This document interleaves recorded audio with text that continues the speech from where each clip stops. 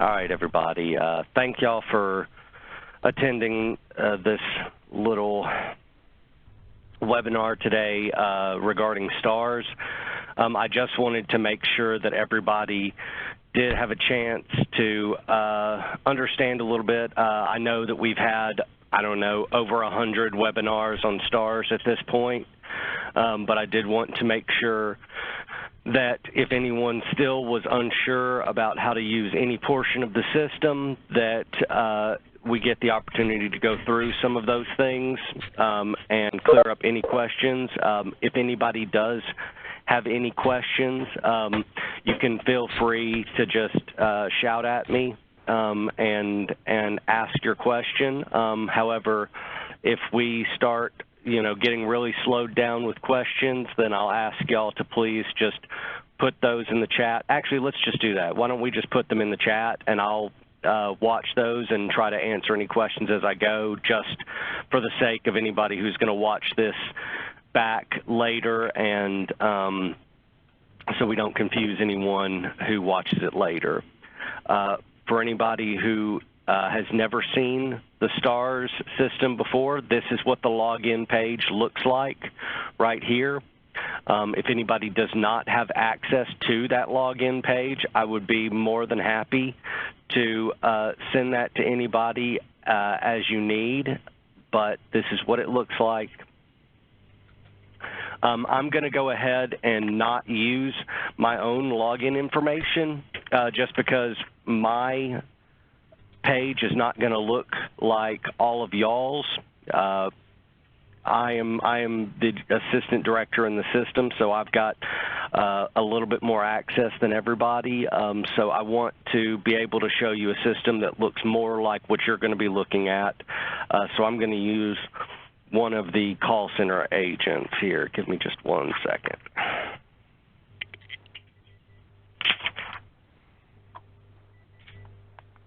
There we go. Perfect.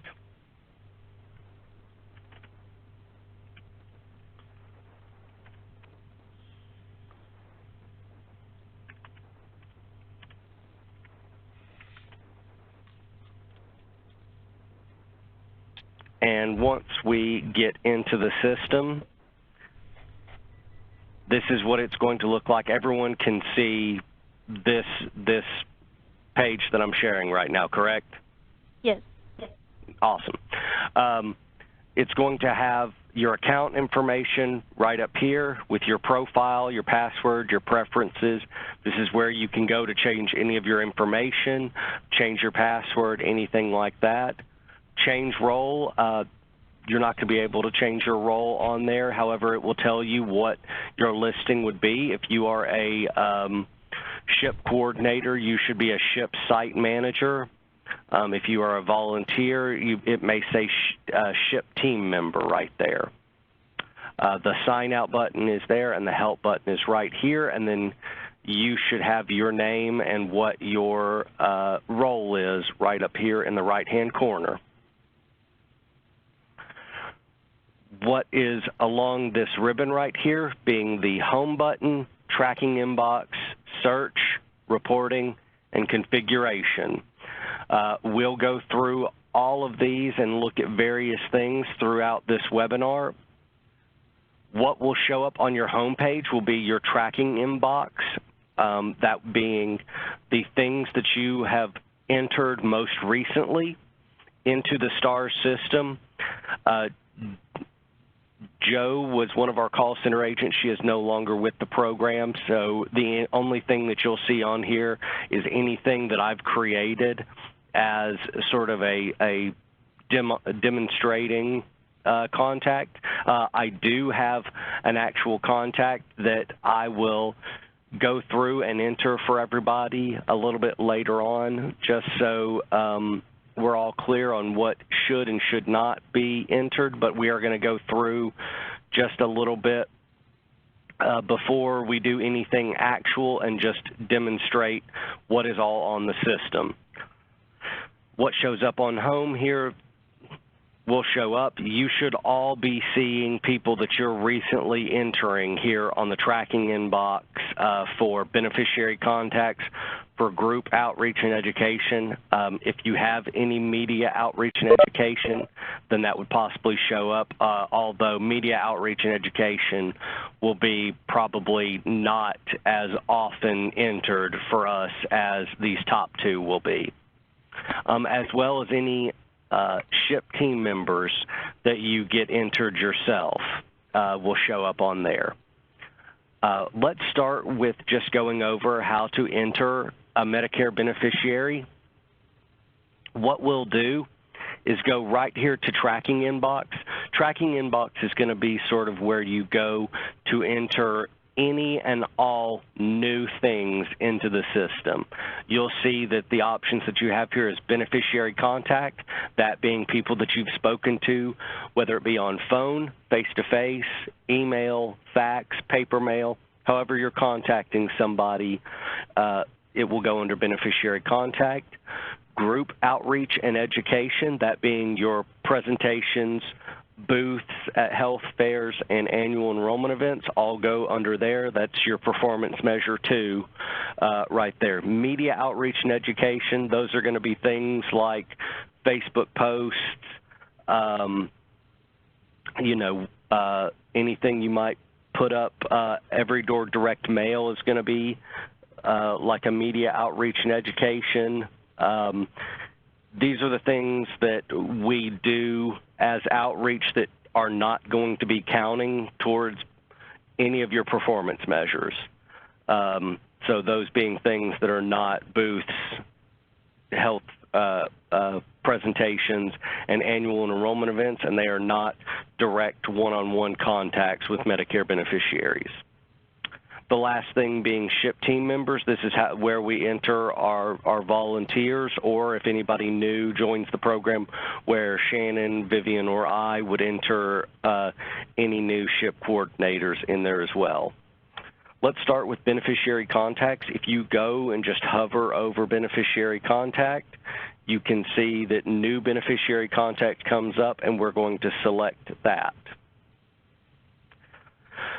Everything on the tools that we've provided for beneficiary contact forms are going to be showing up on this page as well. From top to bottom, we'll go through this. MIPA is the first choice, yes or no. You'll see everything that is a required input is marked with a red circle to the right of that question. Anytime where we discuss someone's income, we're going to mark MIPA. If we screen somebody for any sort of financial assistance, we're going to mark MIPA on that. Send to SMP, that will be, is this contact regarding anything fraudulent? Have you mentioned, fraud? Have you discussed anything like that? Then you would mark yes or no, depending on what the answer to that question is for SMP. Your CSRS e-file ID appears right here, and you'll see your CSRS reference number appears right here. If you select SMP and submit this contact, you will see a CSRS reference number appear right here once that's been entered. SHIP reference number, this right here is going to be something that's very, very important. When you enter in one of these beneficiary contact forms, once that goes through, it will pull this page up again, your completed form, and there will be a SHIP reference number appearing right here. That is the #1 way of confirming that your beneficiary contact submission was completed fully and is in the system, is that you will have a SHIP reference number appear right there. Session conducted by, it will show your name. It will be auto-filled to whomever is signed into the account. That's who it will come up with. Therefore, if you are entering your volunteers or someone else's client contacts in, you will have to make sure and go and do a drop-down and select that person. It will limit you to only the coordinators, volunteers, in-kind people, whomever in your region. Whereas for myself, it shows me all all of everyone's contact information right here. Partner organization affiliation zip code, that's the zip code from the location that you're at while you're offering this beneficiary contact. For myself, it's always 37243. That's the zip code of the office that TCAD is located in. And it will autofill county. Something that is important is if we enter in a specific zip code that spans multiple counties, the county that pops up may not be the correct county you're looking for. Let me see if I can find one that works for that specific situation. Yes, so you see right here, 37615. I lived in this zip code. It's right outside Johnson City. I lived there for about a year. I was in Washington County when I lived at that zip code, but you'll see right here that that's autofilled to Sullivan County because most of that zip code is located in Sullivan County. It will go with what the majority of that zip code consists of. So if you do need to change that county, you will have to go to this drop down right down here and change that to whatever you need it to be. Past that, beneficiary first name, beneficiary last name. If that person has not provided you a first or last name, you can do John Doe, Jane Doe, however you see fit to record that into the system. You can most certainly do that. I do not believe that gaining a name from somebody is as big of an issue as it may have been in the past with our name recognition getting out there a little bit more, but just in case, we have that option to record something different in here. I would much prefer that you all do something like a John Doe or Jane Doe so we know that this person did not provide a name rather than just leave this blank and leave it up to the possibility that you perhaps forgot to type in that name or anything. Beneficiary phone number, you can record that in there if they've provided that to you. The same thing with beneficiary email. If they've provided that, you can record that in here. Representative first name, last name, phone number, and email.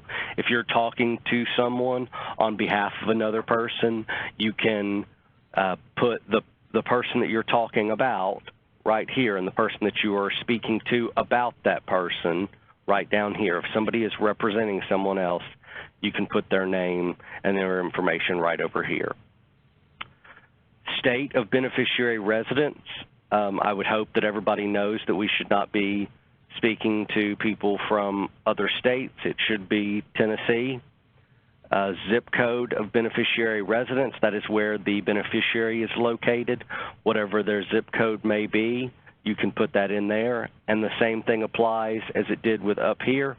If you put a zip code in, watch what county that gets automatically brought up. If you need to change that, you can switch that in county of beneficiary residence right below that.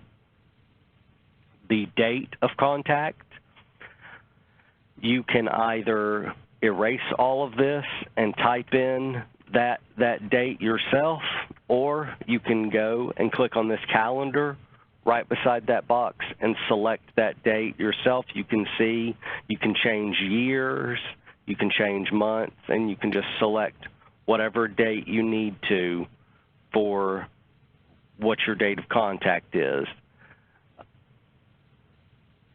How did the beneficiary learn about SHIP?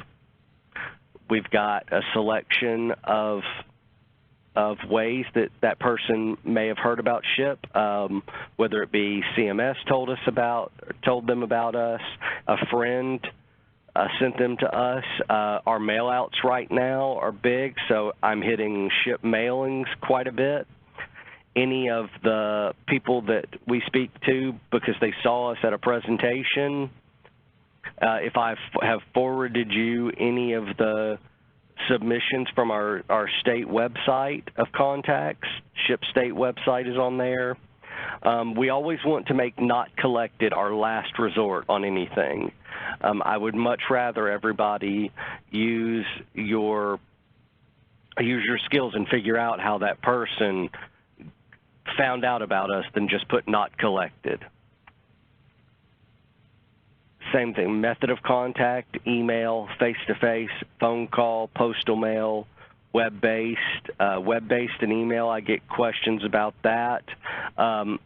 Obviously, if somebody emails you with questions, you would put email. For anybody who may have their Facebook or some other portal set up for their region, and you have had somebody contact you through there, and you've exchanged information, you could put web-based in that situation. Beneficiary age group. Same thing, we want to try and just find what the range of what someone's age is and get that marked down in there. Not collected should always be our last resort and should always be used only when you just cannot figure out what someone's age is. I would much rather you figure out, if you're above 65 or below 65 and mark one of these when in doubt than I would you put not collected. Beneficiary gender, the same thing. Use your best discretion if they do not feel comfortable telling you. If you cannot make a decision, you can always put other or not collected, but we always want to try and make that distinction when possible. Beneficiary race, this is another one that a lot of people may not feel comfortable with asking or may not feel comfortable because we used to have, we used to have a whole list of people and different races, ethnicities, and anything like that. When we switched to the STARS system, they were not as interested in having 20 to 30 different races, ethnicities. So I do get questions a lot of how to mark specific race, ethnicities. The choices that we have are American Indian or Alaskan Native, Asian, Black or African American, Hispanic or Latino, Native Hawaiian or other Pacific Islander, white and not collected.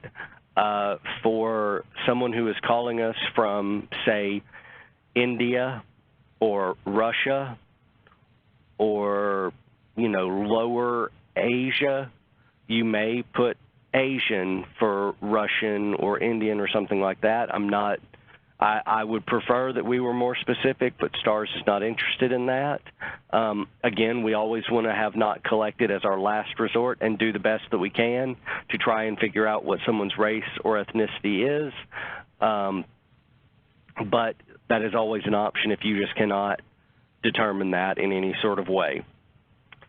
English as a primary language, yes or no? Is English their first language or not? Beneficiary monthly income at or below. Some people may not feel comfortable with asking somebody their income. That really should not be an excuse for us anymore. At this point, we can ask somebody, even if it's as simple as, do you have trouble paying for your medications or for, all your medical care? And if that person says, no, I don't have any trouble, we can mark them at or above. If they say, yeah, I do have trouble, and we can mark below, and then we can go past that and ask them and screen them and see if they qualify for any sort of financial assistance. Receiving or applying for Social Security disability or Medicare disability. This is where our performance measure 3, our under 65 and disabled, comes from a lot of the time. If somebody is below the age of 65 and on Medicare, then they are receiving or applying for Social Security disability or Medicare disability. If they are above the age of 65, then they are not receiving Medicare based off of Social Security disability. If that person is below the age of 65 and on Medicare, then that will be yes. If they are above the age of 65 and on Medicare, that will be no. And then topics discussed, obviously, for things like original Medicare, there are things like eligibility and benefit explanation. Eligibility for original Medicare Parts A and B on nearly every single client contact, at least eligibility should be marked right there. If we are not asking every single person that we talk to whether they're on Medicare or not, and we cannot make that determination, then frankly, it shouldn't be counting as a client contact if you can't even determine whether they're on Medicare or not. Things like benefit explanation, if you have to go into, yes, Part A covers your hospital stays, Part B covers your outpatient. Things like appeals or grievances, if you're helping them with how something was filed, claims or billing, coordination of benefits, enrollment or disenrollment from A and B, fraud and abuse. These are all things that if you're discussing these different topics, you need to mark. The same thing for Medigap and Medicare Select or Medicare Advantage or Medicare Part D. With these three, Medigap, Medicare Advantage, and Medicare Part D, they've also got plan comparisons on there. So if we're running comparisons on things and helping people decide what plans are going to be the most cost-effective for them, we're going to be marking that as well. Enrollment and disenrollment for Medicare Advantage and Part D, that'll be on there. If we are signing somebody up for a plan, we want to make sure that we're hitting enrollment on that. For low-income subsidy and Medicaid, we have a lot of different options on there. Eligibility and screening should be marked. At least eligibility and screening should be marked every time you're marking MIPA up at the top of this screen. If you're going into what these particular programs are covering, you want to make sure that you put benefit explanation as well. If you are assisting that person with the application, you want to make sure that you're marking application assistance. If you're helping them get that application submitted, you are mailing that in for them or faxing that in for them, you want to make sure that you hit application submission as well.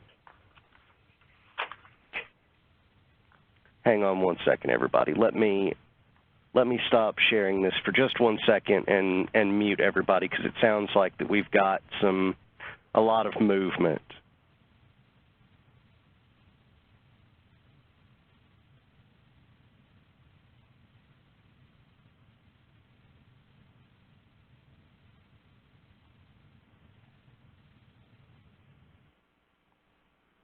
All right, sorry about that.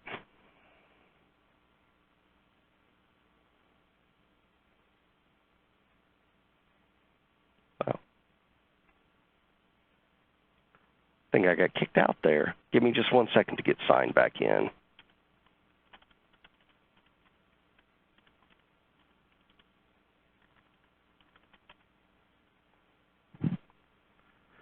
All right, back down to where we were.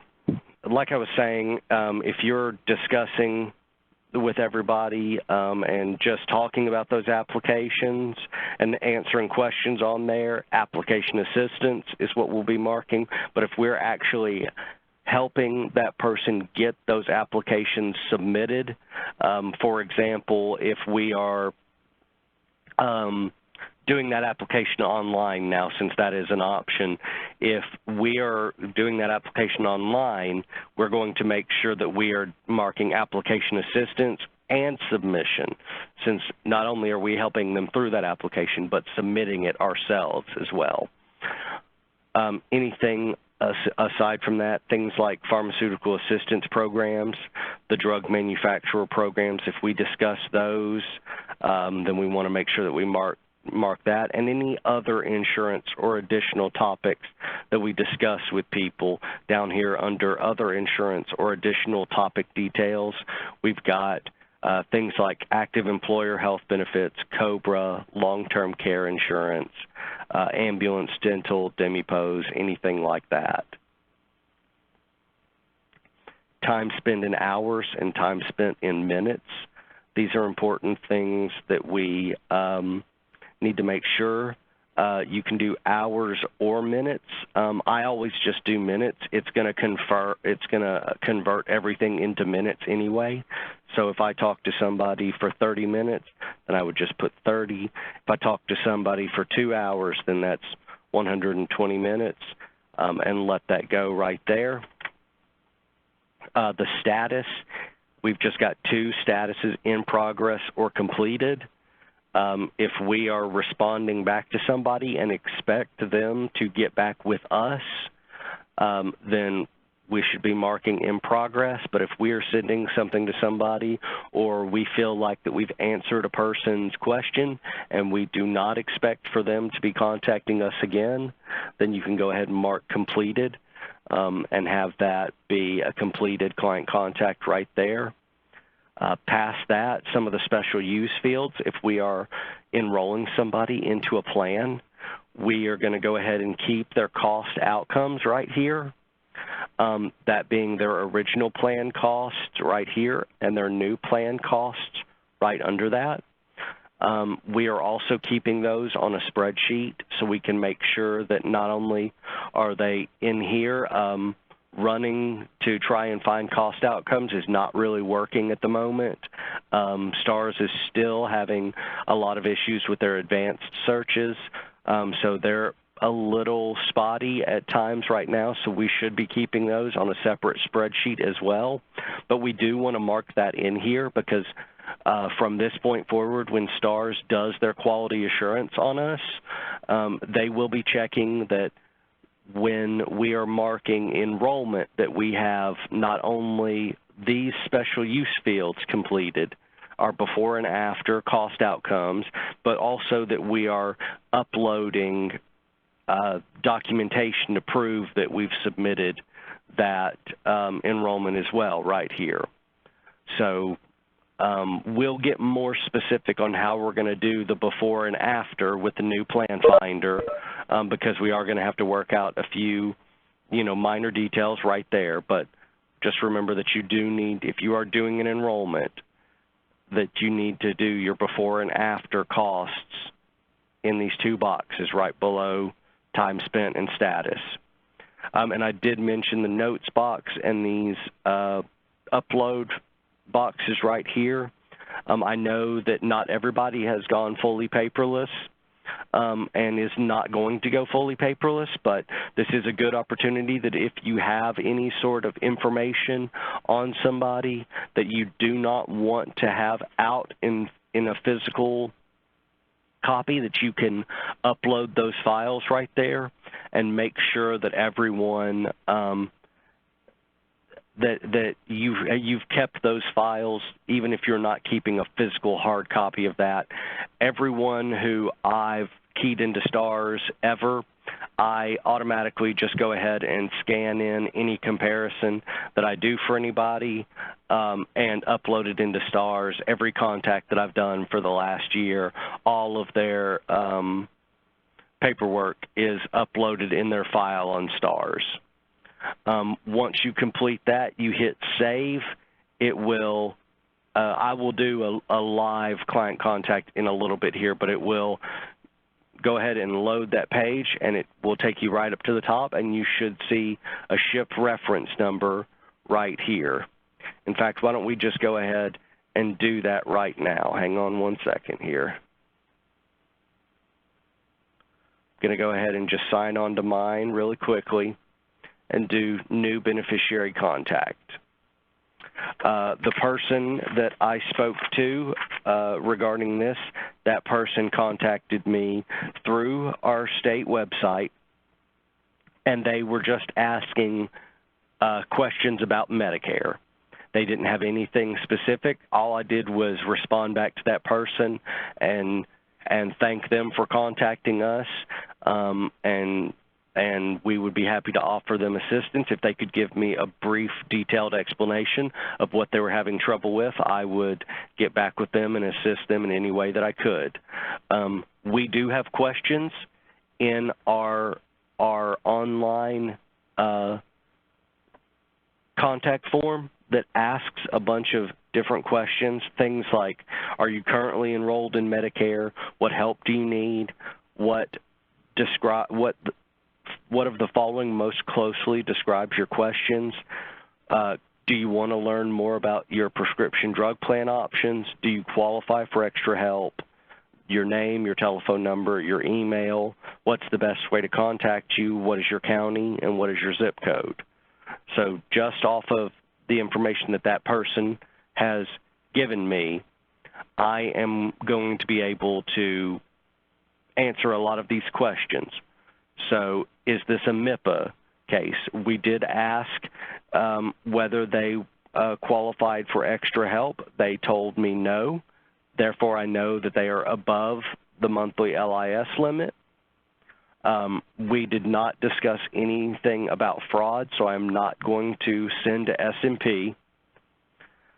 My organization zip code is 37243. This beneficiary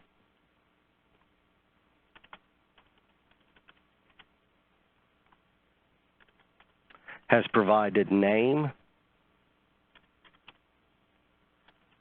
phone number, and email.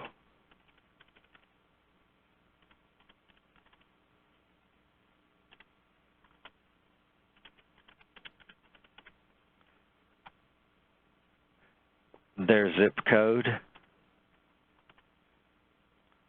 and they are in Bradley County.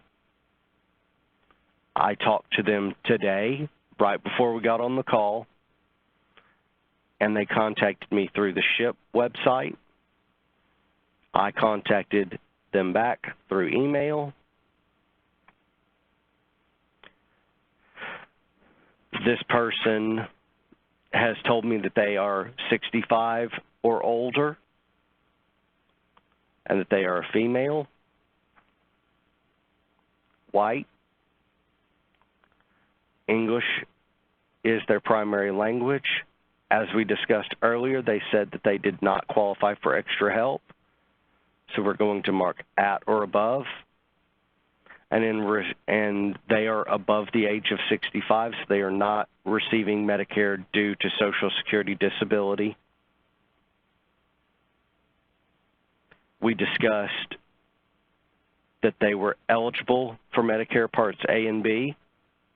They did not ask me any questions regarding Medigaps or Medicare Advantage or Part D, but we did get an eligibility of extra help, and for Medicaid, they told me that they were above the limit to qualify for extra help, so that would mean that they're above the limit to qualify for any sort of Medicare savings programs, and they did not discuss any additional topics with me.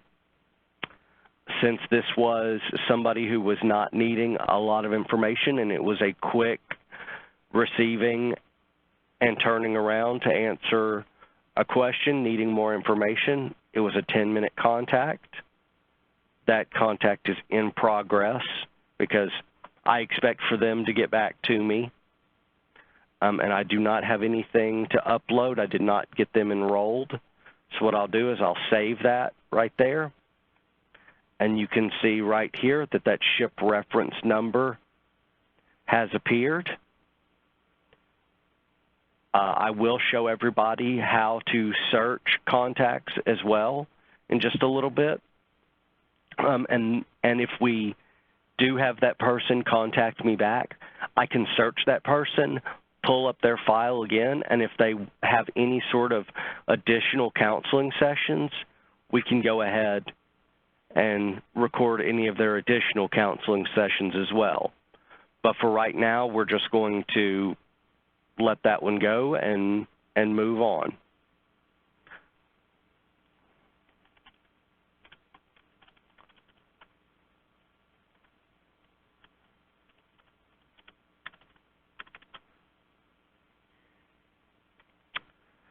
So we've gone over beneficiary contacts. Let's talk about our group outreach and education. Again, these are solely your presentations, your booths at health fairs, and your annual enrollment events.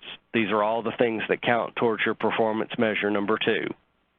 If you go and do any one of those events, then you're going to go under tracking inbox again, past beneficiary contact to Group Outreach and Education and click New Group Outreach and Education.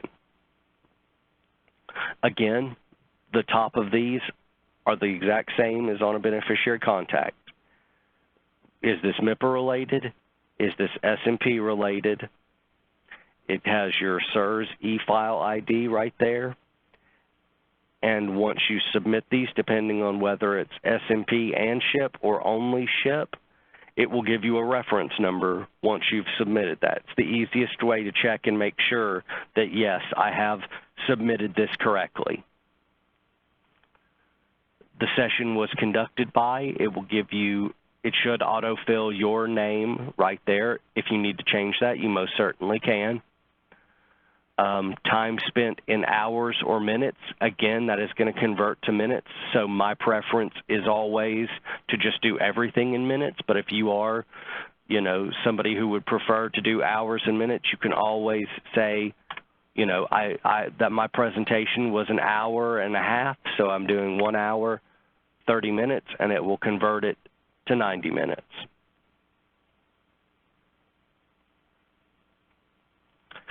The title of the interaction, I always like to make that really easy. You know, if I'm doing a presentation at some sort of specific event, you know, like if it's, you know, senior days of Nashville or something like that, I will always say presentation at whatever event it is, or booth at whatever the event is, to try and make it as descriptive as possible. That way, if I were to ever turn that over to somebody and say, like, here's all the things that I did within the last year, they wouldn't have to ask me a whole bunch of questions on, well, what does this event mean? What does that mean? What does this consist of? I try to make it as descriptive as possible. The type of event, booth exhibit at health fair, senior fairs, community event, enrollment event, interactive presentation, the three things that consist of your performance measure 2, you select which one it is. Number of attendees. This is something that we need to be specific about. Not with the specific number of people who attend, but how we're counting these people. It is perfectly fine to estimate, and you don't have to keep a head count on everyone that you talk to. Typically, when I go to an event, if I go to an event and I know that there are 600 people supposed to attend, and you know, I think, okay, well, I saw a few people not coming up to my table but walking around, but I feel like I talked to, you know, most everybody, then I'd put something like 400 or 500 down. You know, I'll be realistic about the number of people that I see. However, if you go to an event and they tell you, well, there's supposed to be 10,000 people there, and you only talk to 100, and you know that, you cannot count the total number of people who came to the event. It should be the number of people who came by your table. They don't have to have talked to you or anything, but if they came by and looked at your table, you can count them. You cannot count, you know, well, somebody got up and made an announcement before the event and said that we were going to be here. That is not going to count for an interaction with somebody. It needs to be people that have walked by your table and looked at the table or stopped and talked to you or took your pens or whatever they're doing. That's how we're going to count number of attendees, and we're just going to be realistically, you know, I don't want to say conservative, but we're going to be realistic with the number of the attendees that we count. The start and end date of activities. Start date most likely is going to be the same as the end date, unless you do an overnight event, which I would not recommend to anybody. I think that you can all manage to do an event for a few hours, and We don't need to stay set up all night. The state of an event, again, you should not be doing any events outside of the state of Tennessee. We are Tennessee SHIP. If you're right close to the edge and on the border between states and there's an event taking place in another state, let that state's SHIP take that event because it's not going to count for us. The zip code of the event, the county of the event, again, if you put the zip code in and it generates the wrong county, make sure that you change that. Your event contact person's first name, last name, phone number, email. I know that we do not always really have a contact person. We register for that event and have people who tell us where to go once we arrive. But if you do have a contact person, it's good to put that in there because if you ever going back and reviewing the events that you did years previously, you can know, hey, I talked to this person, and you can reach out to them again and see if they're available to do that event one more time with you. Intended audiences. So this would be, who is this presentation or health fair or enrollment event for? Is it for beneficiaries, employer-related groups, family members, limited English? Who is that for? We'll mark that right there. And if it's for multiple people, if you go, oh, it's beneficiaries, but it's also employer and family member and people with disabilities, you can mark more than one as well right there. Your target beneficiary group, who is showing up to this health fair presentation event, who am I serving right now? And then topics discussed. Again, whatever you're talking about there, you can mark in there. Multiple topics is perfectly fine. If you want to upload a flyer or anything like that, you can most certainly do that. And then once you do that, you can save that, and that SHIP reference number should pop up right up there. Now, media outreach and education. If we go and just hit new media outreach and education, it's going to be the same information, number of people reached, the type of media it is, the geographic coverage, were you just reporting in your area? Did you send it out statewide? But like I said, for media outreach, these are going to be the things that we do as sort of planting seeds out into the community. These are not going to be things that we're doing to directly affect our performance measures. These are things that we cannot count on performance measure 2, 1, 3, 4, or 5.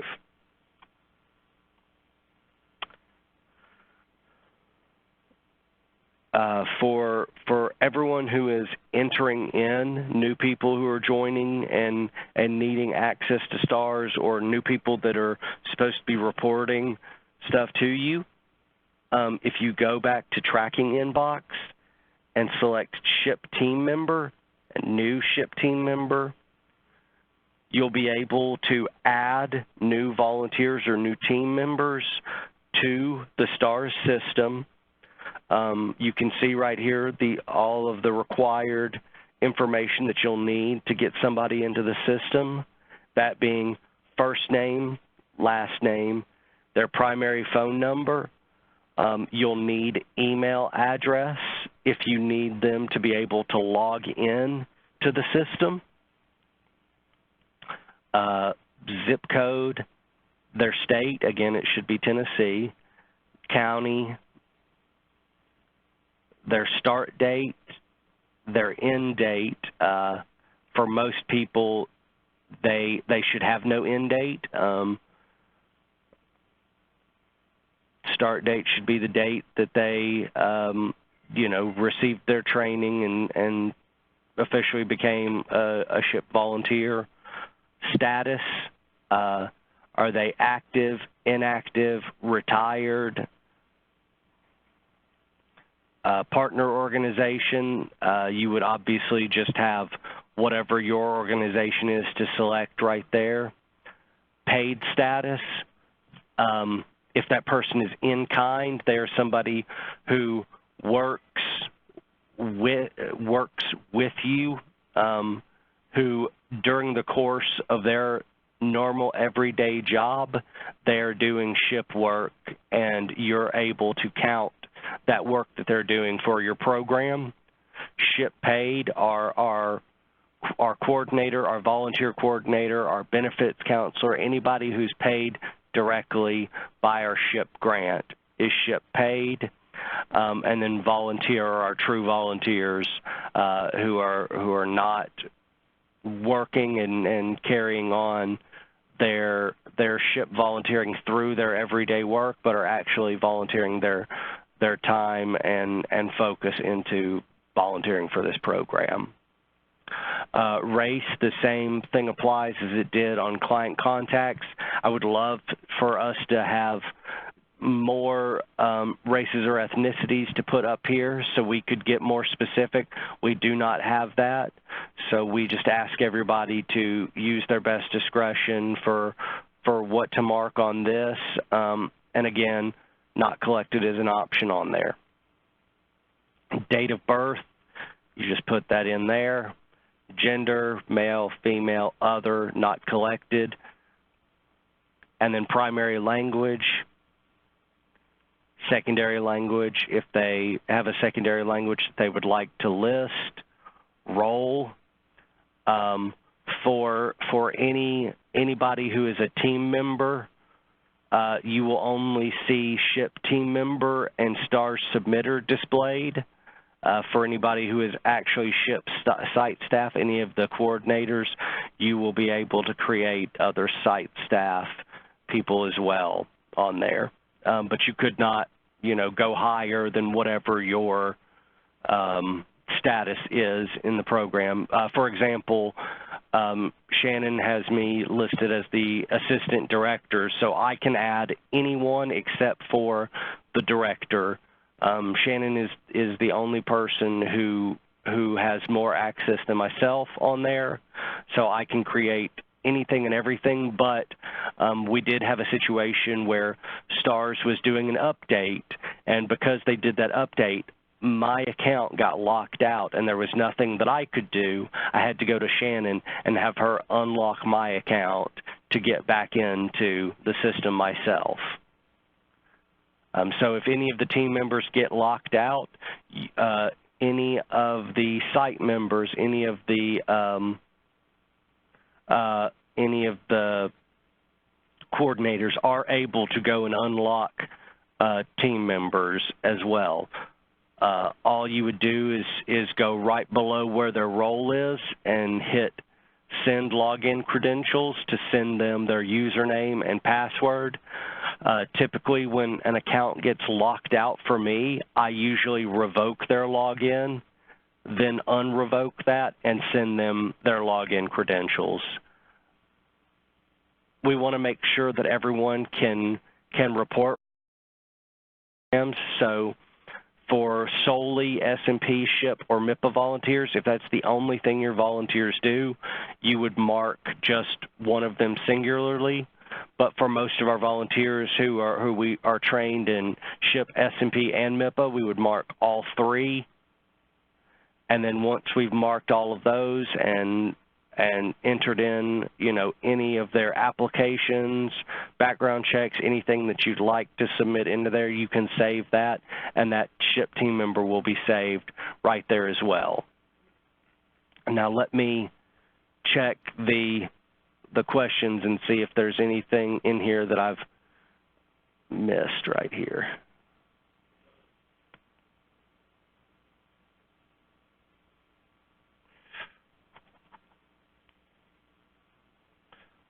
Let's see here. Some questions that we have here. Hang on one second. All right, the first question is, where is the SERS reference number again? I will show y'all that momentarily. Can't find the before information on Part D on, yes, we know that we do not have the original Medicare, anything like that. We're going to discuss that and try to figure out for the original cost of their prescription drug plan or Medicare Advantage plan, how are we going to calculate the original cost? We're going to figure that out and make a decision on how we're going to do that going forward on our cost outcomes. I'm assuming we can count everyone in the room. If it's a presentation, yes, absolutely you can. If you're doing a presentation, you can count everyone present. Obviously, if you were doing a presentation in a gymnasium and you're on one side with 15 people, but there's a group across the gym who are all circled up playing cards or anything like that and are clearly not listening to your presentation, do not count those people. That's just, being,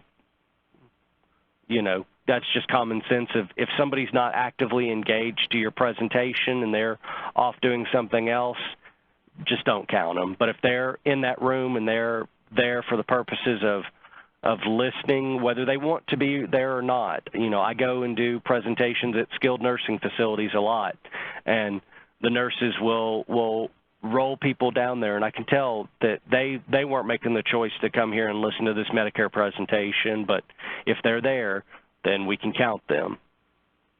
The next question is, so for those of us on the border, if we have a volunteer that has a home address out of state, do we use the SHIP zip code for our state? You can put, if you're putting their information in for their volunteer information, is their home address or anything like that, you can use their zip code of where they live. But if they're volunteering out of the state, just covering your areas, just have them use the region zip code of your office. I think that was, yeah, Mary Ann, that was your question. If you've got somebody, for example, that's just right down the border, they live in Georgia and they, usually email or call people from their home, just have them use the zip code of your Chattanooga office as the zip code of their correspondence location. Is there still a limit on how many team members we can have? Absolutely not. There is no limit to how many team members anyone can have. How do we know if we should only list them as submitter? I do not put anybody as a SHIP submitter. The lowest that I go for anybody is a SHIP team member. If they're a submitter, the only thing they can do is enter that. They cannot go and view anything aside from just their submissions, and I think that's too limiting. I always put anyone as a team member and nothing lower than that.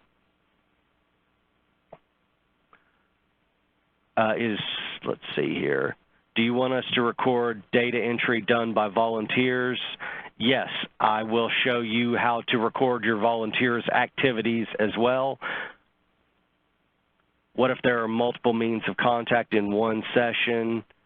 Phone, email, and mailing are common with many interactions.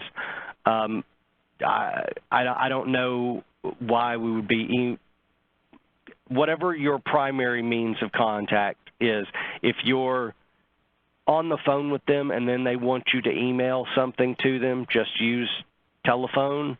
That was how you first got in contact with them.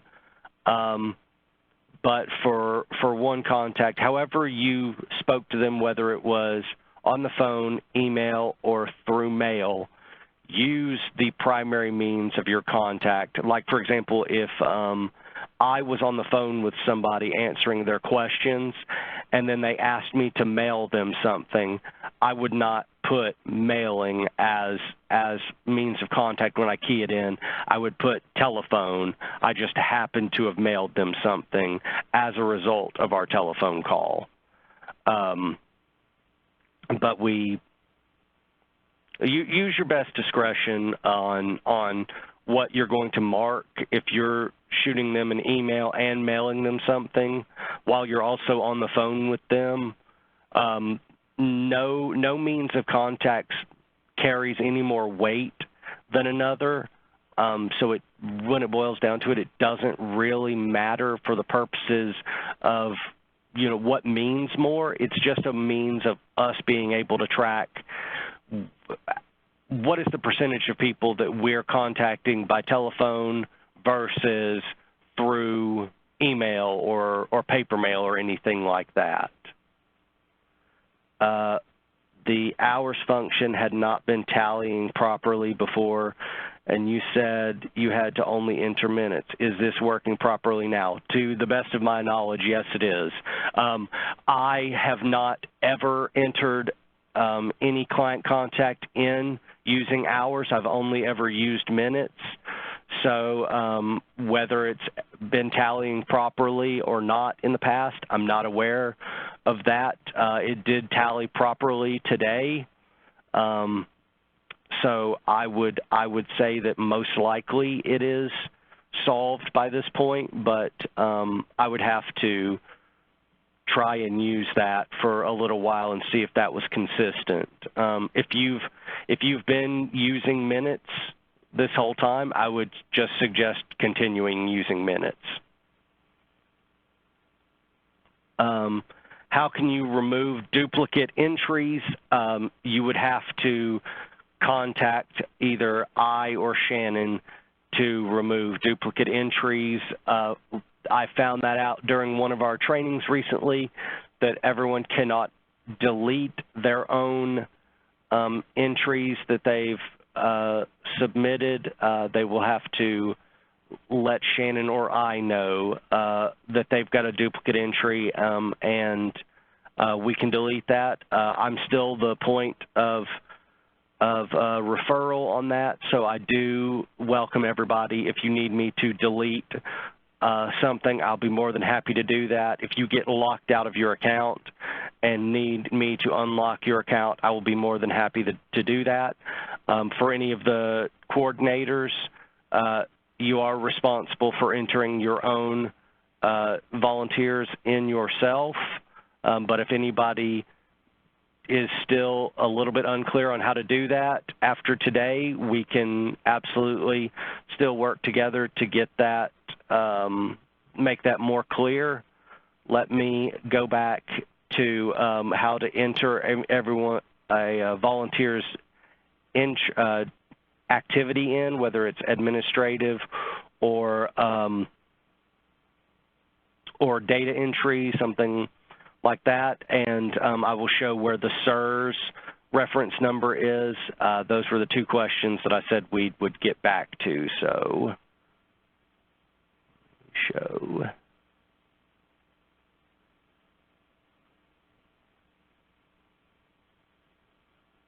There we go.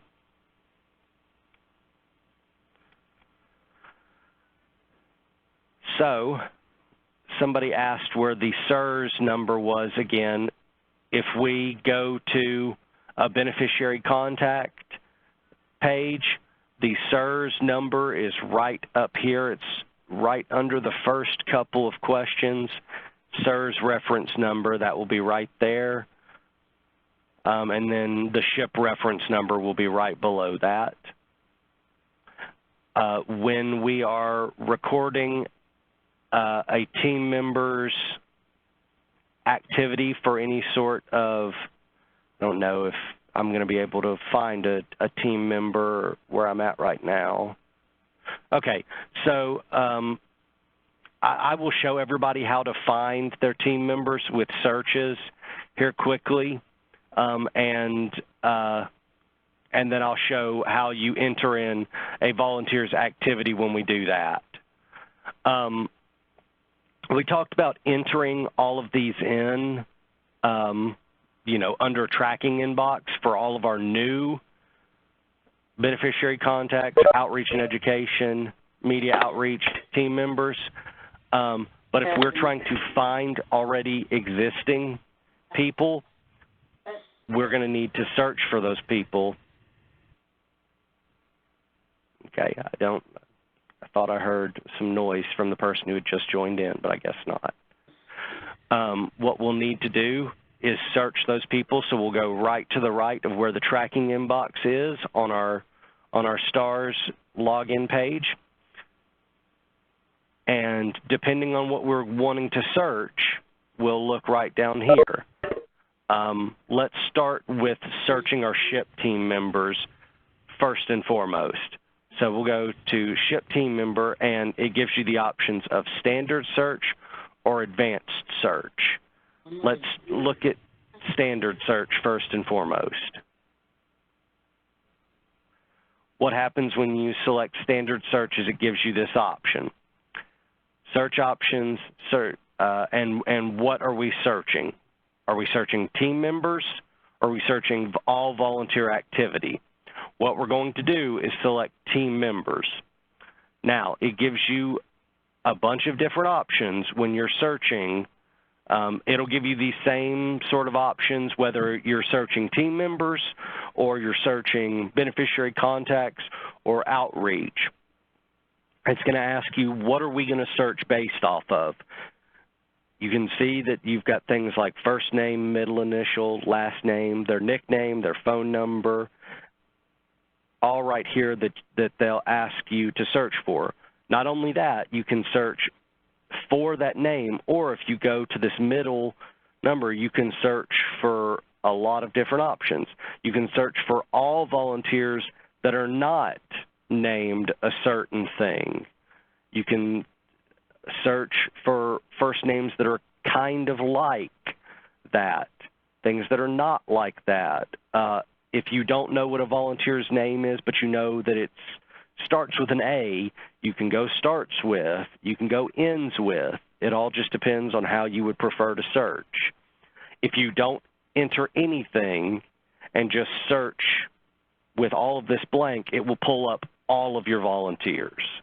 You can do things, excuse me, you can do things like their start date, end date, what their status is, their race, their date of birth, anything like that. I'm not going to search by anything right now. I'm just going to search all volunteers. And it's pulled up. These are all just our call center agents right here. And what I'm going to do is just select the person that I'm looking for. Let's just say I'm looking for Carrie. So if I select Carrie, it pulls up her volunteer file. And you'll notice that there's a tab right up top here that says activity. If we click on that, you can see that there's no activity added right now. But if you click new under activity, you can put in what activity your volunteer is doing. Month and year. So let's just say in September of this year, time spent for administrative, for SHIP program management or team member management, other SHIP activities, and it will give total minutes. So let's say that I called Carrie in and she did 2 hours of administrative support for me with mail outs and all sorts of stuff. I also had some events that I was doing that I entrusted her to get a team together to go take care of a couple of events for me that lasted, you know, for an hour. And then she came in and helped me get all of my files in order for about 20 minutes. I can record all sorts of different time for volunteer work in any given month and submit that. And it will keep a record of that. I'm not going to submit things to Carrie's files here, but what it will do is when you select activity, it will say September 2019, they completed this many hours of activity, of administrative, of team member support, of other, whatever it may be. And that's how you can keep a record of what all activities your volunteers are doing as well. I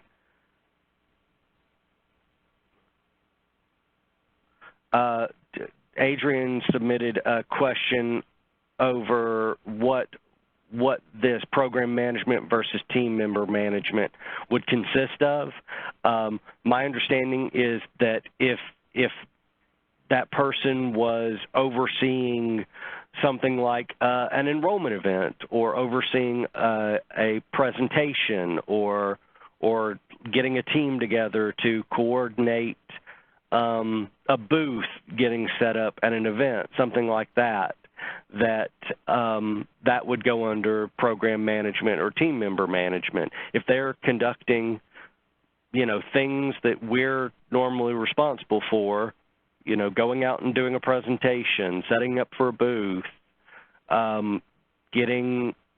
making sure that people are turning in their monthly reports in on time, whatever it may be, that time will be going under program management or team member management, whereas things like keying in stuff, organizing files, greeting people, something like that may go under administrative support or other SHIP activities. Something like handing out brochures or something like that may go under other SHIP activities, rather than like setting up at a booth or health fair or something that would go under program management or team member management. That does not mean that if they set up at some sort of booth that they should not also enter what they're doing into their outreach as well. They must also submit that too, but this is a good way for you to keep up with what activity they're doing, so you can get a total number of volunteer hours for them each month or year, or however far we're looking. We will get into running reports a little bit later on too. So that's just a little information on how to put a volunteer, team member, in kind, whomever, how to record their activity. Go back to home and go back to search. If we're running a search for a beneficiary contact, I'm going to go to standard search. As I know of right now, advanced searches are a little spotty still under STARS. They told us, back a few months ago that they really didn't have their advanced searches up and running very well yet, and I've not seen any improvement really within the past month. So we are going to go over some advanced searches as well, but I would like to go over the basics of doing searches first and foremost. So again, if we're searching a beneficiary contact, I always just select standard search if I'm looking for someone in general. And it gives you the option. Are we looking through beneficiary contacts, or are we looking through additional sessions? It is important that if you are looking for both, that you would have to enter that information that you're looking through both. Because if not, it's only going to search the original beneficiary contact on any given person. Some of the things that we can search by, who was this session conducted by? That's a big thing for myself whenever I'm going through. And for example, if somebody receives a call on the spreadsheet that we don't know what the phone number is, then I'll go to these standard searches and search the beneficiary contact and try to figure out who that person was assisted by and try to find them there. Or if I know, hey, this person has emailed me and said they've been talking to Sydney, then I can go and see, okay, well, let me see if I can find when you talked to Sydney last and search through who the session was conducted by to find that person. The county, zip code of session location, what that person's first and last name is. Date of contact, that's one that I use pretty regularly, is somebody will say, well, I called SHIP yesterday. I don't know who I talked to, but I talked to somebody, and then I'll go and put in that date and say, okay, well, let me search that and find who you spoke to. Now, since I'm on somebody's account who does not have any beneficiary contacts other than one, I'm going to go ahead and just enter the person that I know is the one contact on Joe's account. That beneficiary's first name is Joe as well. And then I'm going to hit search. Oh, it's got a lot down here. Right now it shows everyone who has been entered under Joe's account who has the first name Joe.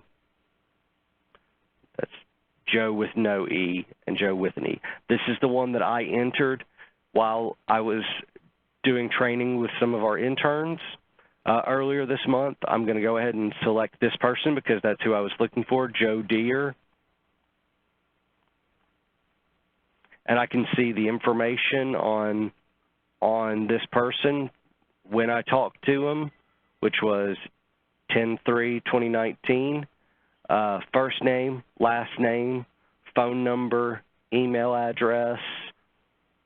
What did I talk to them about? Looks like I only spoke to them regarding Part D benefits and eligibility.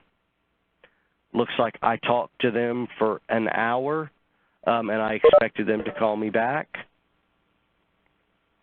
And I can see any information. If I said, okay, well, I talked to this person earlier this month, but they called me back, I'm going to add another contact with them. Then you could, once you've selected them from the search, you can go right here to additional sessions, open that up, and then do another session, enter their information in. You'll notice that we don't have to enter in as much information this time because we've already got their information in their original beneficiary contact. But we can put where we're located, if this was still conducted by the same person or a different person. Did we discuss MIPA again? What was the method of contact? And then what topics did we discuss and for how long again? And so that gives you a sort of easy way to keep up with somebody, but it does mean that if we are searching for somebody and searching for all contacts with that person, that we will have to search additional sessions as well. So aside from searches on beneficiary contacts, we can do the same thing with group outreach or media outreach. Again, if you click on that group outreach and education, it gives you a list of what are we searching for. You can search the title of the event, what the zip code was, what the start date of the event was, and look through there. I'll go ahead and just select an event from Thursday. She is not going to have any events because she is one of our call center agents, but it will show you, okay, this doesn't match any results that we have in the system. Maybe try to search using something else. So if we went to group outreach and standard search, then we could go, okay, well, that didn't work. So let me try it by what the county was, or who went to this event, or what the target beneficiary group was. If I know that, like, hey, I know we went to a American Indian health fair, but I don't remember when we did it, then you could search by that and look up that information and try to figure out who went, where was it located, what date, how long were we there. Yes, I want to renew. Thank you. And we can figure it out there. God, that kicked me off of there. We can look through here. The same thing happens with media outreach and education. You can go through and search things with the same qualifications there. Now, advanced searches. If we go back under search again, and instead of selecting standard search, we can go to advanced search. Now, this is going to be by far probably the most confusing for everybody because it gives you a lot of different options, just scrolling through here a little bit, a lot of different options of things that you can run these advanced searches for. The first thing that shows up in this first box is data object, that being what group of people are we doing searches for? Is this just beneficiary contacts or is it additional beneficiary contacts? Let's just select the first one, and it brings up data elements. So what are we basing this advanced search off of? Are we doing it for what age all of our clients were, whether their assets are above or below a certain limit, their emails, their first name, phone number, what county they're in, the date of contact, English, how did the person learn about SHIP, their method of contact. I mean, you can see that there's a lot of different information on here. You'll notice some things that are not on here is your race or ethnicity is not on here. That's what a lot of people have really been looking for this year is that information on what race or ethnicities, what's the percentages of all of our contacts who we've spoken to are in any given race or ethnicity, and we're not able to search for that right now. Just to make it kind of easy, I'll show everybody some examples of how we can search for these. So let's say I really want to figure out how many women did we speak to this past year. So I'm going to select gender, and we can do this one of two ways. We can do equal to, not equal to, contains any, does not contain, is blank, is not blank, all depending on how we want to do that search. Since we are looking for how many women did we speak to, we're going to select equal to, but I just want to explain a little bit about how we would, for what reasons we would use each one of these. Equal to, that means that we're going to search for something specific. We're looking for all clients who contain one specific thing on their beneficiary contact sheet. Not equal to, that would be in the case of I want to look for everybody we talked to who did not mark female on that beneficiary client contact sheet. Contains any. So if I were to say, if I were looking, say, for something different like age, and I was looking for everybody who marked any, who marked some particular age, then I would put contains any. If I was looking for, say, somebody who left something blank or did not mark something, we would mark does not contain. The same thing applies if we wanted to see, all right, well, we want to find out whether we're in compliance for all of our enrollment contacts. So we need to make sure that we find who is marking the correct things and who is not. Like I told y'all, for enrollments this year, we're going to be monitored for if we're marking the enrollment button under topic, whether we've included those cost outcomes, and whether we've uploaded the proper documentation to that. So if I was searching for something and wanted to make sure that, say, your cost outcome was not blank, then I would put is not blank. Or if I was looking for, all right, who has accidentally left some of these spaces blank, then I could search is blank right there. For the purposes of the situation that I've set up, and we're just looking for all women who we've spoken to within the past year, then we're going to hit equal to, and we're going to make the value female. You can see that it gives you the option of we want to find everyone who has marked something under gender. We're looking for all females, and I'm going to add that as a column. So what will happen is that when this pulls up, that will be on there. It will be based off of everyone who Joe Mounts has spoken to who was female.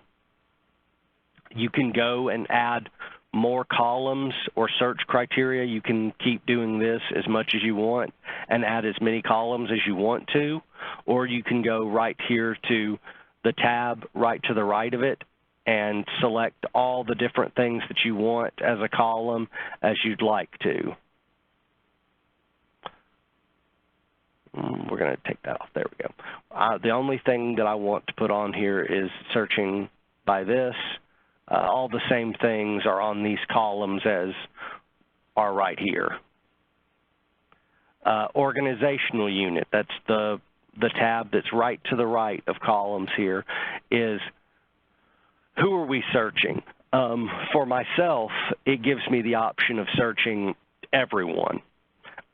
For yourself, it's going to just show your agency and any other agencies that are below that in your region.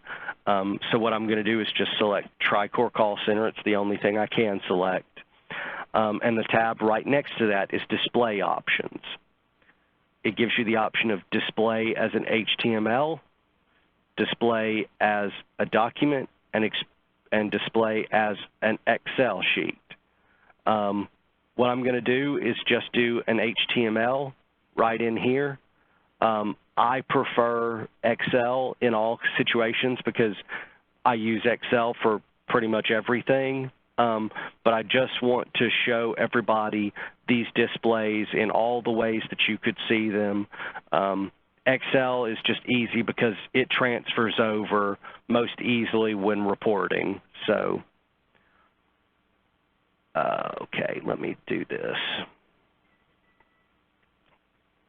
It wanted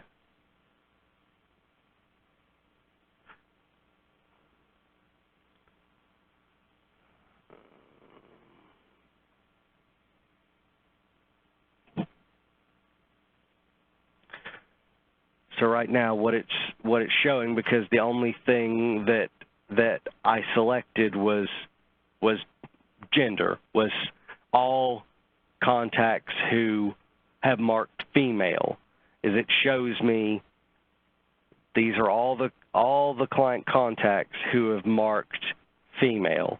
We can see that that's 5,509 at Tri-Corps, and it's displaying 500 of that right here.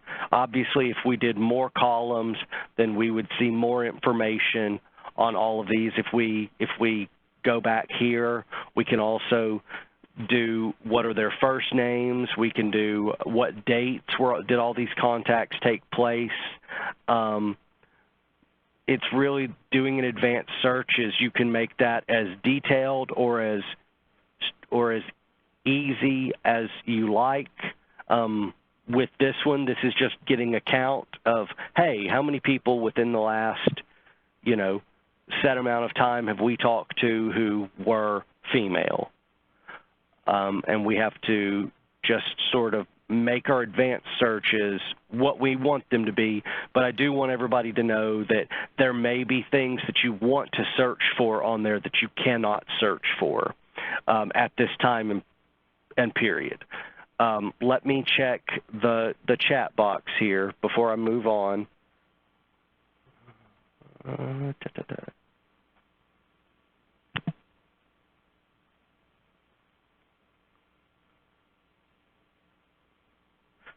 Can we make it default that we see all team members regardless of who entered them so we don't have to constantly hit search? Hang on one second. Adrian, I'm going to unmute you, Adrian. Can you explain a little bit more detailed what you mean by that? Sure. So when I went in, I guess the first time, and I saw, well, I'd added some team members, and so I saw them, didn't realize that I couldn't see if there were team members that someone else had added, because I didn't realize that anyone else had added them, because STARS is pretty new, and let's face it, out of my crew, I'm the tech person. So I thought that was it. And then I accidentally hit I don't know how I stumbled on it, but I hit search, and it pulled up more people, and I realized, oh, someone had added some other people. I think it was Shannon, actually, which explains a lot. And so I had to get the duplicates that I had put in there. I had to get her to remove those. And so from now on, before I enter anyone, I run a search to make sure that they're not already in there before putting them in. So if there was just a way for when we go there, we just see who all the team members are without always having to search. There is not any way to do that. I can most certainly reach out to STARS, but I would probably guess that that's not high on their priority list. But I'll mark that down as requests for them. But thank you. I do appreciate the feedback on that, because I think that if we can try to let them know how we can make stuff easier for us, then it never hurts to try. The worst that they can do is tell us no. Thanks. Yeah. Is this where we enter webinar/update hours as well? I would most certainly enter them in here too.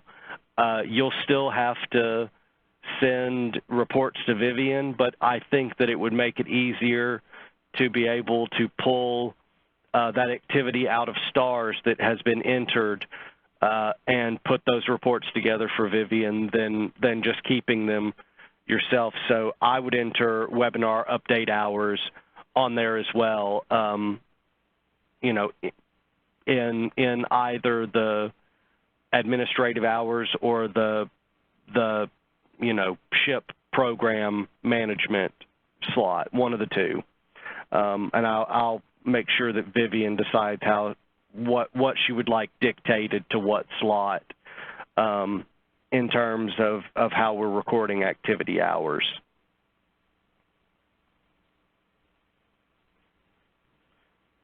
Let's see.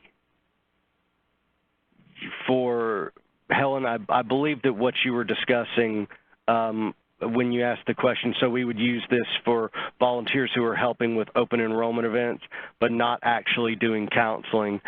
Yes, that is for the activity. The ones who are doing counseling are going to be entering, we're going to have beneficiary contacts for them, but you could record their activity hours under activity. So if you wanted to say, okay, well, we recorded their beneficiary client contact forms, but also we'd like to record their volunteer activity hours. So they were at this event for 2 hours, just as a way of keeping up their volunteer time, then you could most certainly record that in activity. Let's see here.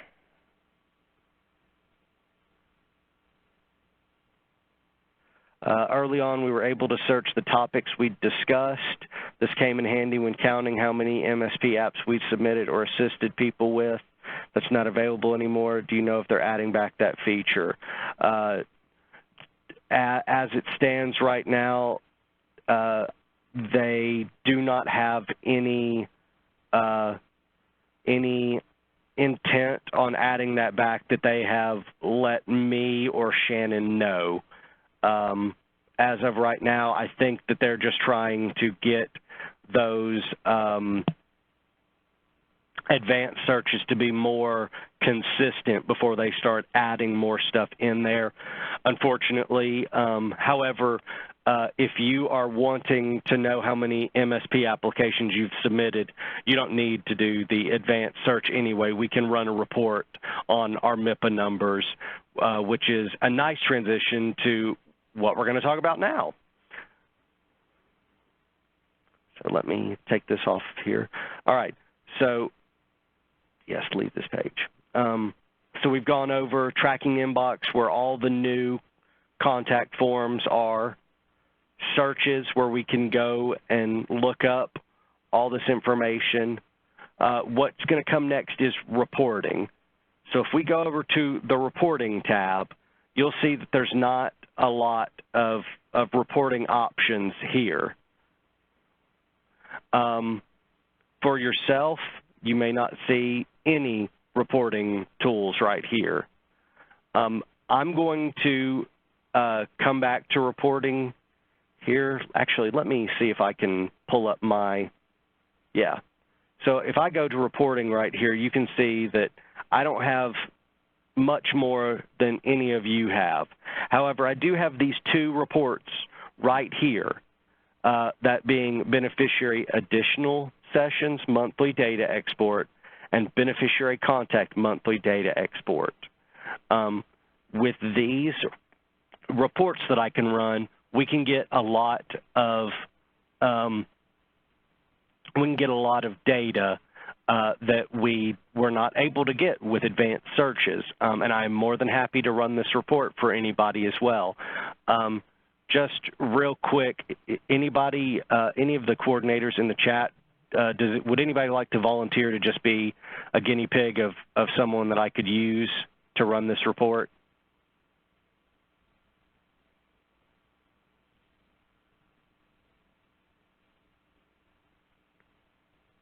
Maybe? No? Okay, well, why don't I just do Tricor then, since I didn't get anybody. Let me do this. I'm going to go ahead, and I guess I should say what I'm doing before I do it. I'm going to go ahead and select the just beneficiary contact monthly data export. That's 208 on my shared reports right here. If I click that, I'll do a start date and an end date. I'm going to make the start date when our year began, April the 1st, and the end date I'll do yesterday. I'll do single page HTML just to make sure that everything fits right here on the same page, and I'll hit enter. And then this takes a good little minute here, and it runs the report. You know what? Let me do this. I'm going to go ahead and just do a report for 1 month, so it will take less time. Let's do April. We'll do the first month of our grant year,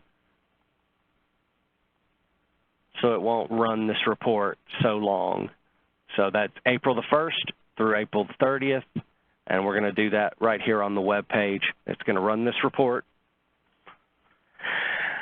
And it won't take quite as long as it would have. Sometimes when STARS is having their difficult days, and I think that everyone's experienced a STARS difficult day, it takes a little while. But what this runs now is a list of a few things, that being the ship case number, whether it's MIPA, the partner organization, how the session is conducted, date of contact. All of this stuff is compiled into a nice little spreadsheet here. I don't think that looks very good. This is why I use Excel. Y'all will have to let me know if y'all can view this, but let me run it on Excel so hopefully it looks a little prettier for y'all.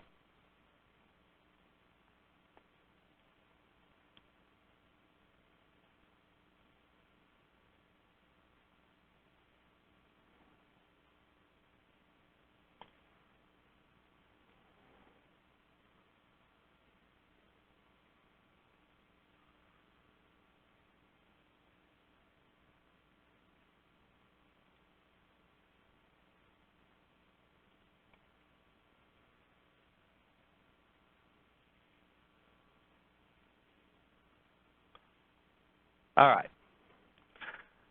So now that this is a little bit prettier on here, you can see ship case number, all this stuff, and we can see who was the session conducted by, the zip code, beneficiary race, their method of contact, whether they discussed any specific thing or not.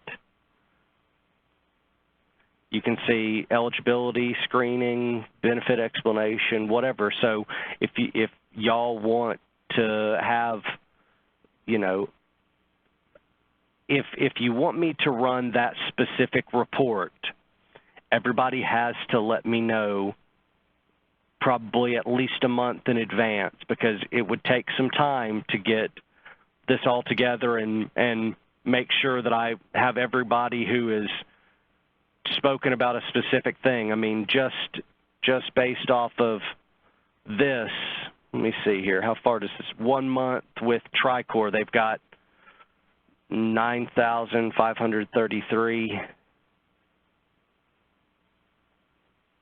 And golly, no, that's everybody right there. They didn't give me out. That's the whole state had 9,000. So I could pull out any specific region's data. And if you were wanting to know how many people did we speak to who were above or below the federal poverty limit, or who were disabled, how many people did we talk to? I could pull that and get those reports to everyone. But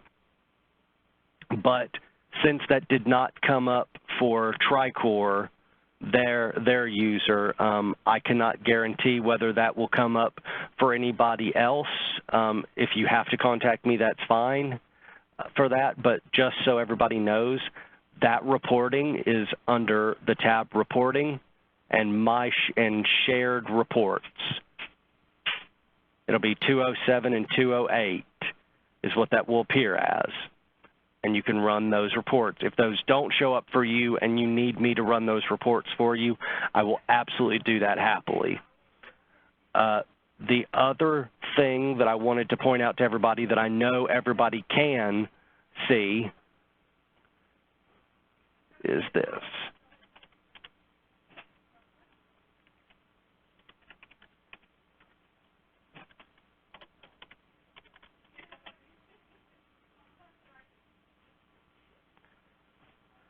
Is if we're right here on our home page again, if you go over past tracking inbox, past search, past reporting, past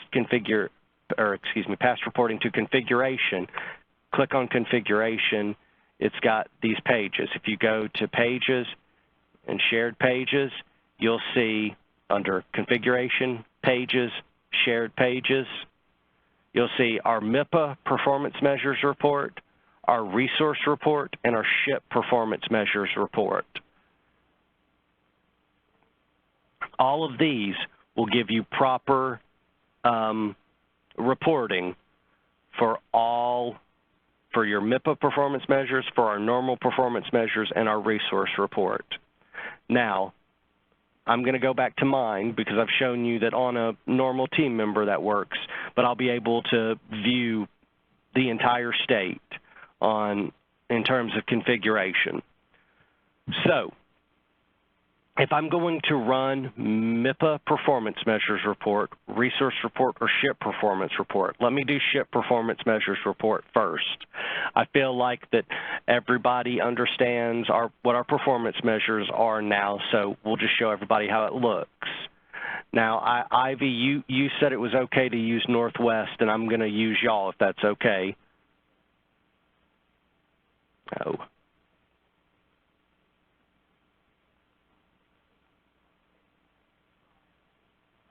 Fine with me. Good. That's what I like to hear. So it gives you state, sub-state organization. You can all see, that there's the regions, what locations are under each region. And I'm going to scroll all the way down here. Oh, my gosh. Excuse me, y'all. There we go. Go right back here, and I'm going to scroll down to Northwest.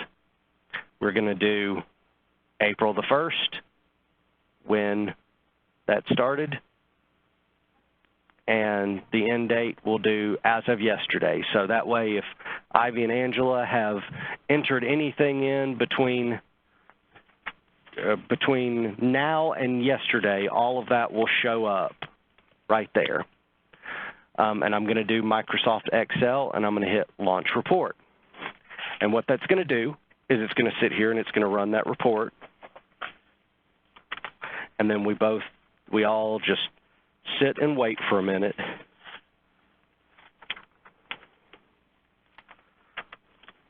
And we all get very, very excited because, of course, this is sort of what I enjoy is the numbers. So it may not be as exciting for everybody else, but it is for me. When that's done, if you've used the Excel, it'll ask you to open that up, and it will appear like this, 4/1 to 10/10/2019, and it will show you what client contacts were reached. It is important. This is why I give everybody our data and what our performance goals are each year, just to put it into reference for everybody. What you're seeing is it will show you what the performance measure is, and what that performance measure is: PM1, beneficiary contacts, total client contacts; PM2, group outreach events; PM3, Medicare beneficiaries under 65; PM4, hard to reach contacts. Hard to reach consists of low income, limited English proficiency, and rural counties. And then PM5 is enrollment contacts. It will give you previous dates. So during this date range, 1 year prior, it shows you what their numbers were. And then current date range. So as of this year, this is what their numbers are. And then percentage change in total reached. So, 1,000% increase on 4 out of 5, 235% increase on there. Northwest's goals for each one of these is 4,700 is their total annual goal. I think 4,788 to be more specific for performance measure 1, and performance measure 2, and performance measure number 5. For 3 and 4, for this one it's a little bit above 1,000. For this one it's a little bit below 2,000. So Northwest is on track and exceeding a number of their goals currently. That's the way that I run these reports, and I run them on everybody else's, and I track those numbers and do what percentage of you throughout the year, and then what percentage are you of where you should be at this point in the year. I have not updated that and done that for October since we've had the conference and everything going. I will do that probably early next week. But, suffice to say that for Northwest, they're exceeding their goals currently, and that's how you can figure out what you need to do in terms of trying to reach those performance goals. If you see, hey, it looks like that we're doing good on our PM1, maybe it's time to focus on outreach if your outreach is lower than you need it to be. Or if you see, hey, we're having trouble reaching our performance measure 3 client contacts, maybe you should try to partner with some sort of disabled coalition. For PM4, go into those rural counties, try to go to low-income assistance events, anything like that. Just to go over that one more time, the way that you run that report: from the home page, configuration, pages, shared pages, and that is your SHIP performance measure report. The resource report, you can run that, however you want. I'm just going to run this resource report for the state. And I'm just going to do that for the month of August.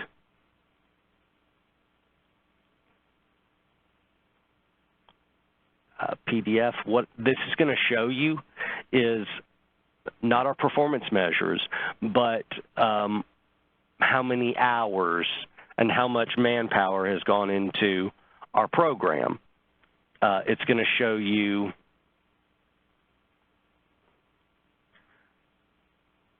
how many people are filling any particular roles, how many beneficiary contacts are going in by hours, and then how much group outreach, how much media outreach, how much other activities are going in, total. These are all in hours spent right here. So you can see coordinators are kicking butt, as are our team members, volunteers, spending a lot of hours. How many hours are spent on beneficiary contacts by SHIP paid staff, by in-kind, by volunteers, group outreach, media outreach, total. Number of total active counselors with the following characteristics: how many years people have been with SHIP, their age, their gender, race, how many languages are spoken. This is more for us to know and to see hours spent broken down in our state. We can also check that for, I'll have to go back. You can check that for your own particular region, everything right there broken down.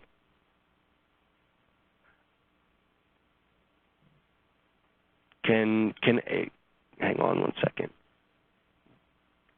I'm seeing information that it's just a gray screen. Can everybody see the ACL page right now?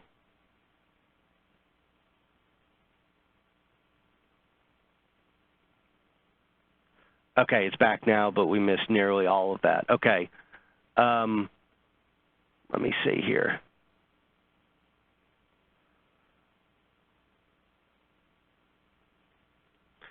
Let's do Tennessee SHIP. August. And run this again.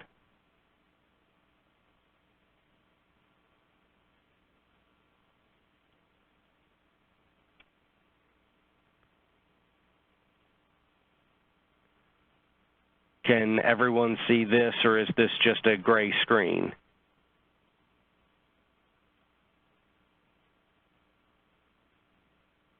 Okay, gray screen again.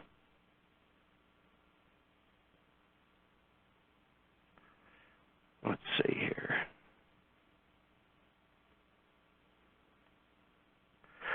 All right, it may be that that PDF is messing things up, but give me just 1 second and we'll run it another way and see if that works.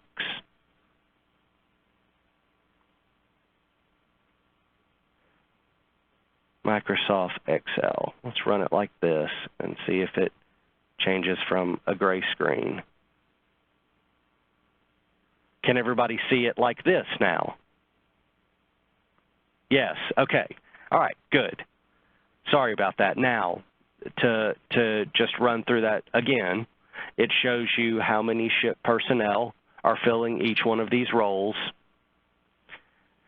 how much the hours spent are with each one of these, and we can see how much hours are being spent on beneficiary contacts, on group outreach, on media outreach, on other activities, hours spent during doing beneficiary contacts, doing group outreach, doing media outreach, number of total active counselors with the following characteristics: counselor age, gender, race, languages. It's great.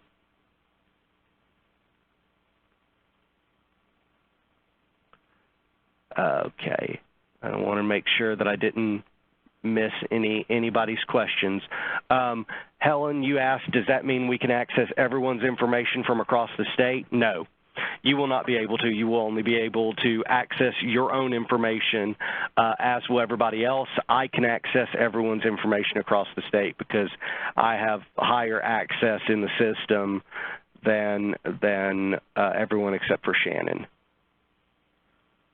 Okay. So no, you cannot all view each other's information.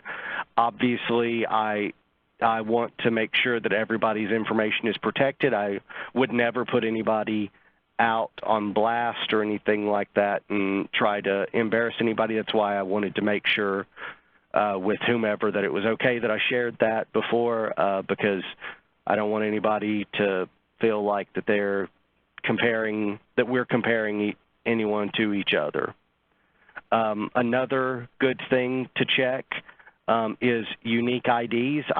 believe I got an email from Shannon earlier today for everyone's unique IDs, so I will send these out to everyone, but just to show everybody that I can access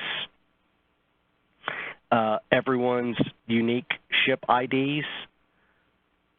So if there's any coordinators or anything that need unique IDs for their volunteers, I will run that for you and get that for you as well. I do not believe that anybody lower than my status with STARS has access to those unique IDs. So if I need to run those for everyone, I most certainly can do that as well. I believe that it's just the MIPA, the resource, and the performance measure reports that everyone has access to. With the MIPA performance measures report, I'll go ahead and run Tennessee SHIP. Just to let everybody know, I did do the example with Northwest just so everyone could see specifically in one region that it would show their performance. We can do that with the entire state, and I absolutely do run that report. In fact, I've got our entire state's report in front of us. We are above all of our goals as a state of where we should be in the year.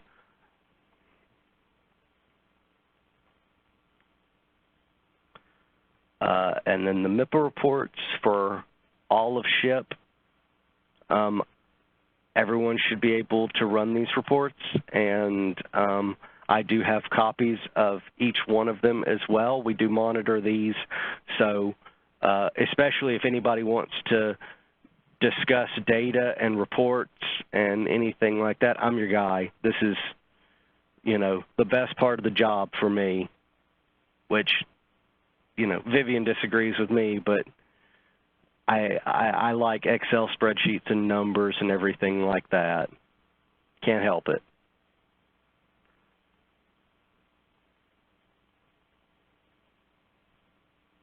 I'm running report.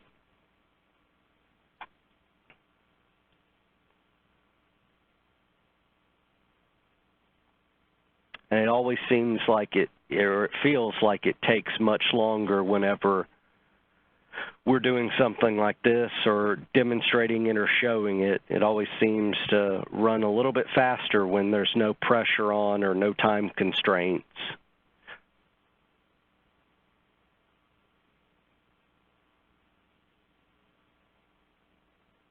There it is.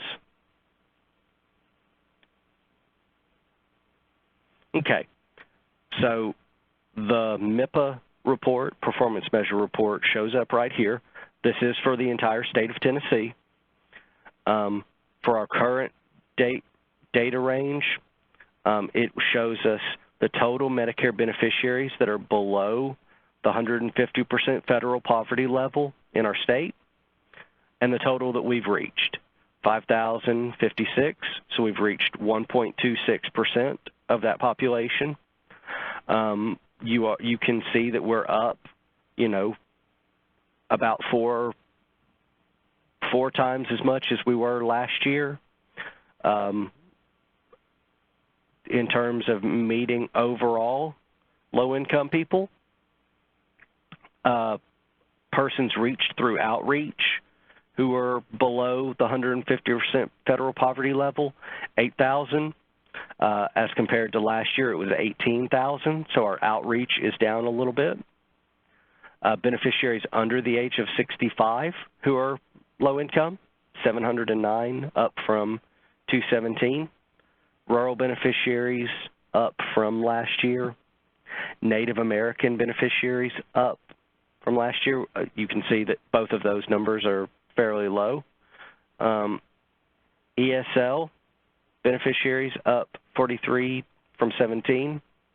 And then contacts with applications submitted. As a state, we've submitted 382 applications through the course of, well, that was just in August. So we've got a lot more than that then. And so you can see that our MIPA work has been increased from last year, even just through 1 month there. I have not really, we've not done a lot of training on our MIPA performance measures yet.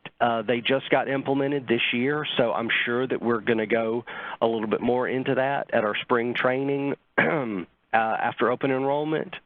But as for right now, I'm sort of getting my feet under me on how we're going to view those and look at those and the best practices that we're going to have for how to address all of our performance measures for our MIPA in the upcoming year. So that's how we run that report. Again, all of these reports are under configuration pages, shared pages right there.